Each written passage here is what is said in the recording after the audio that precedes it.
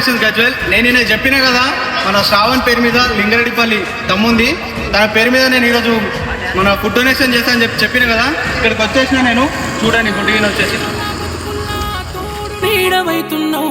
ఏ దైవం పంపిందో సామి సామి, చల్లని బతుకుల్లా నీ హామీ, కన్నీళ్లతో తడిసిన ఈ భూమి